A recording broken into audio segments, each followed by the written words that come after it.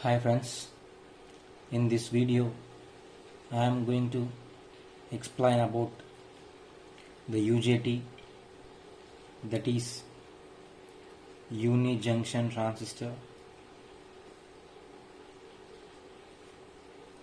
In this UJT I will divide these topics into some categories like UJT structure,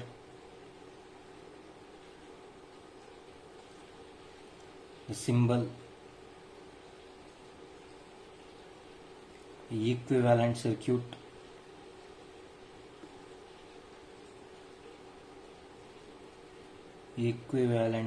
of UJT,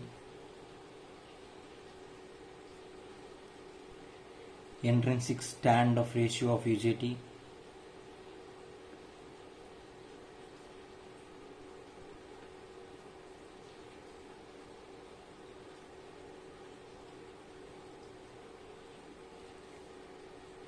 and working of UJT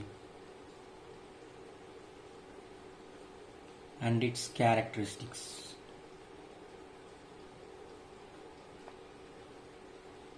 In this video I am going to cover all these topics regarding uni-junction transistor.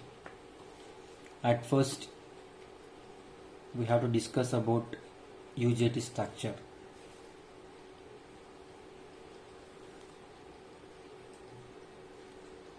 Structure of UJT.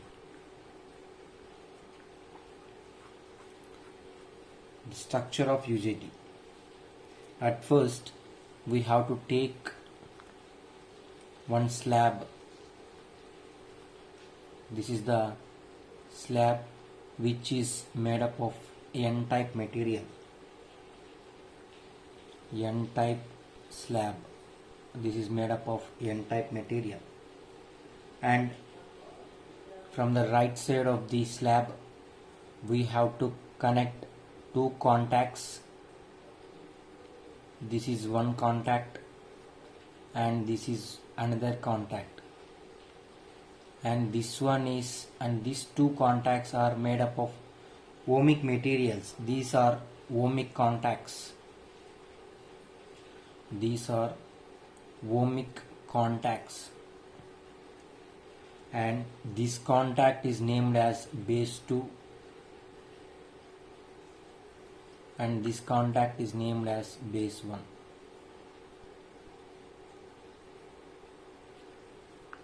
And from the left side of the slab there is another contact, that is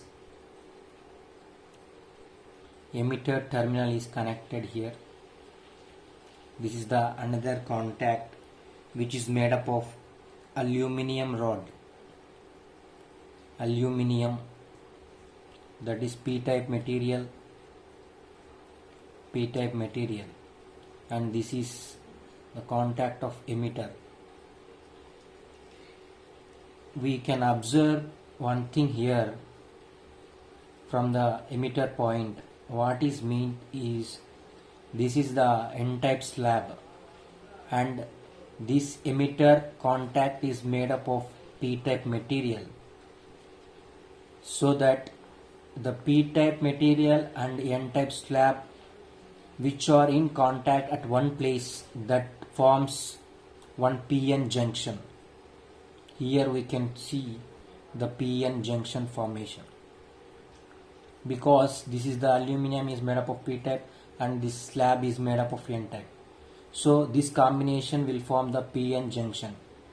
We already know what is PN junction means, that is diode. PN junction is diode. And this is about the structure of UJT. But the PN junction diode is differ from UJT. We will discuss in the next forward timing. And the next one is symbol of UJT.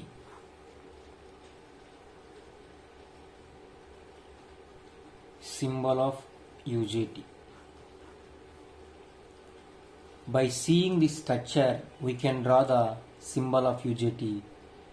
Hope you can very well understand by this explanation. At first, what is there means this is the emitter. We have to draw emitter, and then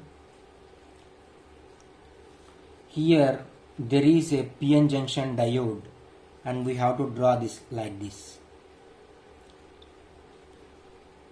And there are two contacts which are base 1 and base 2. We can represent like this.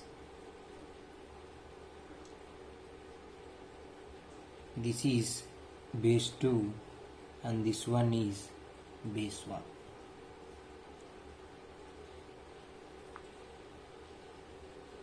And this is emitter terminal.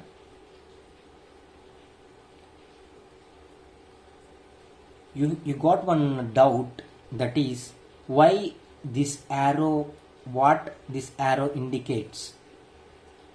This arrow indicates that the diode, I already told you in the structure, this p-type material and this n-type material will form the PN junction diode.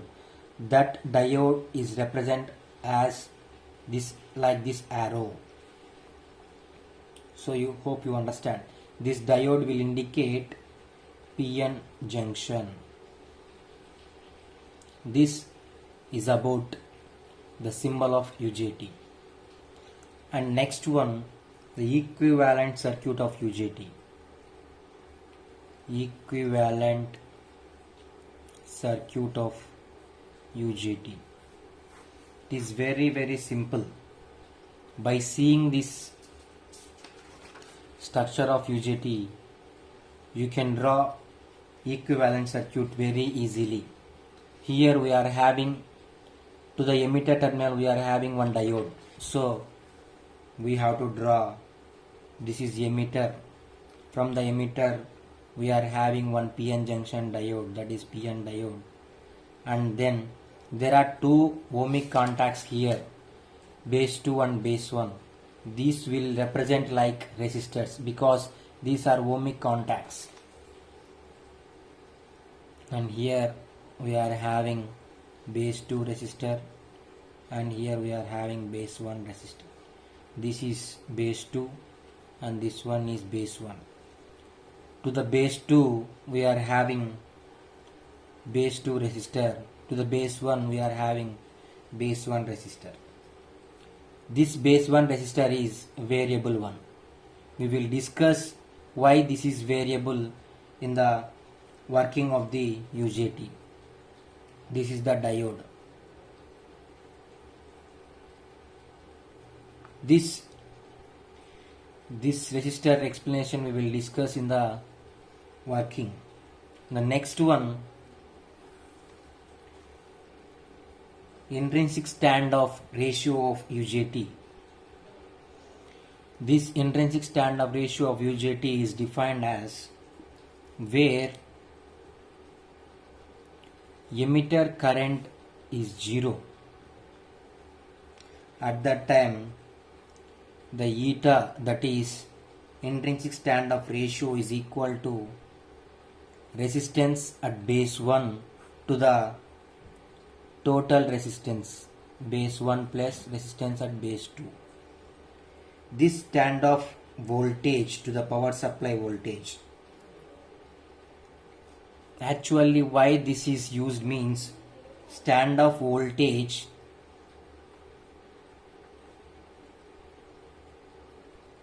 is the voltage needed to fire UJT's emitter. That's why we are using intrinsic standoff ratio. It can be defined in other words like it is the ratio of resistance at base 1 to the total resistance, is known as intrinsic standoff ratio of UJT. This is about the intrinsic standoff ratio. And next, working of UJT. Working of UJT. It is very simple. The working of UJT will be explained by drawing the equivalent circuit. Equivalent circuit. At first we have to draw the one diode from the emitter terminal and then two resistors RB1, RB2. This is base 2 and this is base 1. This is the emitter. To the emitter terminal we have to connect voltage VE. Here we are having VE voltage, and this from base 2 we have to connect VBB voltage, and base 1 will be grounded. The next thing is at off position. When will be the UJT is in off position means the voltage at emitter terminal is less than diode voltage. This is here at the diode we are having diode voltage. Diode voltage plus eta into VBB. This eta is intrinsic standoff ratio of UJT, RB1 by RB1 plus RB2, plus this is, in this case the UJT is in off mode condition. When will be the UJT gets turned on means this VE voltage is greater than VD plus eta into VBB. At this time UJT will get turned on.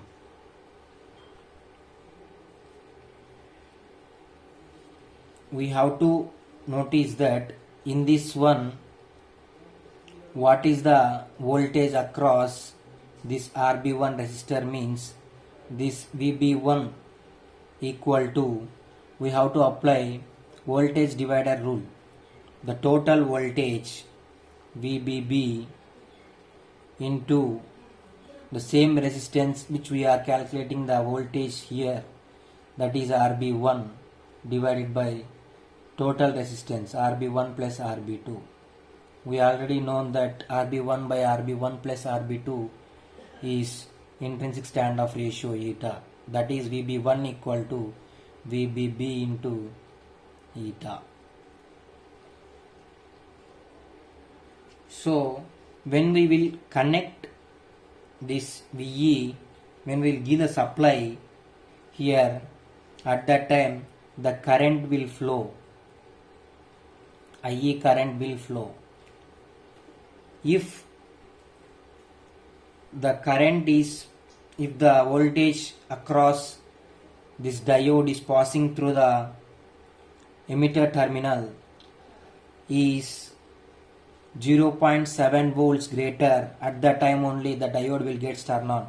In case the diode is made up of silicon, because silicon activate voltage is 0.7 volts. For germanium voltage is 0.3 volts. And this is about the working. Why this resistance is variable means, at that when we will give the voltage greater than VD plus eta into VBB, at that time the VE voltage is in forward bias region, because VE is positive and B1 is in negative. At that time when the voltage is increases,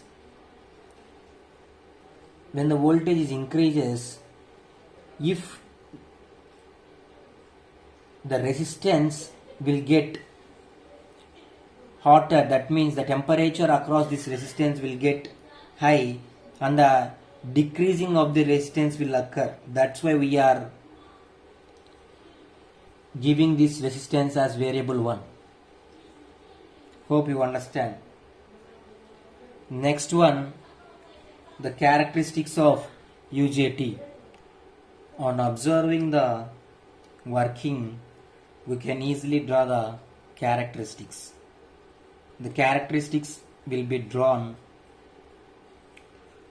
to the emitter voltage to emitter current. At first, when the UJT is in turn off mode, at that time the voltage, the UJT is in off mode condition. When we will give the supply, that means the voltage will increase up to the peak point. This is the peak point VP. In this point, the voltage is in maximum condition. When the negative resistance is activated, but because I already told, when the voltage is given here, the temperature will increases and the resistance will decreases. That's why here the voltage will be decreased. And if we further increase the voltage, it will be the UJT will get saturated. So we can divide this into parts like this. This region is known as cutoff region.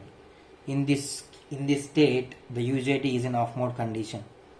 In this region, the UJT is in on mode condition because of negative resistance region. On the verge of turning on the UJT, here to here, the UJT is in on mode condition. When we will further increasing the voltage, the UJT will get saturated region. This point is known as valley point. This region is saturation region. This is about the UJT characteristics. Thank you.